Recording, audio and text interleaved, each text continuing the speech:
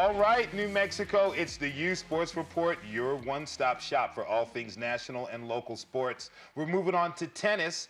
Tennis season is in full effect, Kimberly. It is, in fact, in full effect, and I think we have a few games here that are very high intensity, as tennis is a very increasingly popular game. Yes, you got to keep your eye on the ball as it goes back and forth. Some results from this year's Miami Open. This is the third round. We had Novak Djokovic defeat João Sousa 6-5, 6-1 to move on to the fourth round. Djokovic, the world's #1 ranked player. It seems like nobody can beat this man.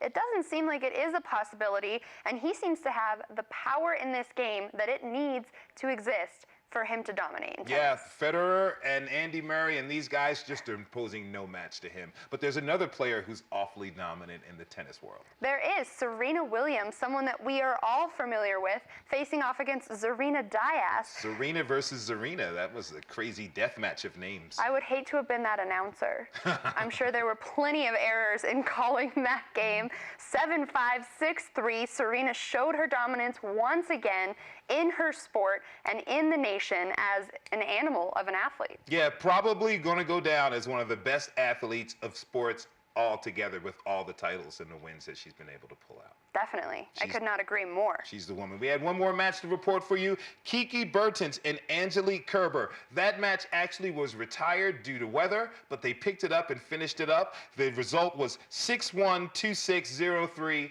They finished that game up. We're moving on into the championship round of the Miami Open Tennis. We keep you informed as to everything that's going on. All right, now moving to the NBA. We got the Cleveland Cavaliers with a player that we know as the King. Yes, LeBron James and the Cavaliers going up against the New York Knickerbockers. And LeBron had a few things to say about him possibly being the second best player in the league. He did. Came through with another triple-double. Here's LeBron driving through. Nasty dunk, and he has a point to prove. Comes up, dunks over potential Rookie of the Year candidate Andrew Porzingis, along with another one of his guys. LeBron's like, hey, man, get off me. You know, I'm LeBron. I'm the king. You can't touch me. I'm going to bounce up and down. He gives him the stare down like, I just dunked on you and you're embarrassed. He's been around long enough. He has that control. He absolutely has that control. Carmelo Anthony nails the jumper right there as the Knicks are down, trying to make it a close game. But it just seemed that whenever they made a run, Cleveland just absolutely put their foot on their throats, essentially. It would definitely seem that way. The Knicks seem to have buckled under the pressure. Yeah, the Knicks have just a shabby organization. LeBron coming through. Looked like a travel there, but they gave him the foul anyway.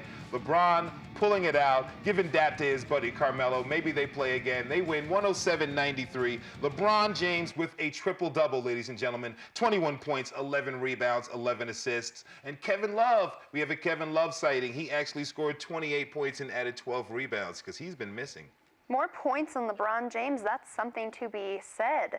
For the New York Knicks, we had Anthony with 29 points, 9 rebounds, and we had Porzingis, 19 points and 6 rebounds. He wasn't the most popular going into the NBA, but he has sure made a name for himself there now. He definitely has made a name for himself. They have a nice little solid foundation with this player to really build on, but it's the Knicks, so who knows what will happen. Okay, a big-time game. San Antonio Spurs and the Oklahoma City Thunder. Greg Popovich doing what he loves to do, rest his players. That's right. Greg Popovich is not really concerned with winning a token game such as this one. He's going to rest his guys so they can be ready for the playoffs. And boy, did the Thunder take advantage. You just saw a thunderous dunk coming through, and there's Russell Westbrook. He's a human highlight reel coming through, dunking on him as well. It seemed that OKC was like, all right, we're playing a JV team. Let's just go out there and see how many highlights we could absolutely get. Sure, they may not have as many the entire season, but in this one game, they gave themselves quite a few big plays. Oh, yes, they did. They stepped it up. It might be an interesting matchup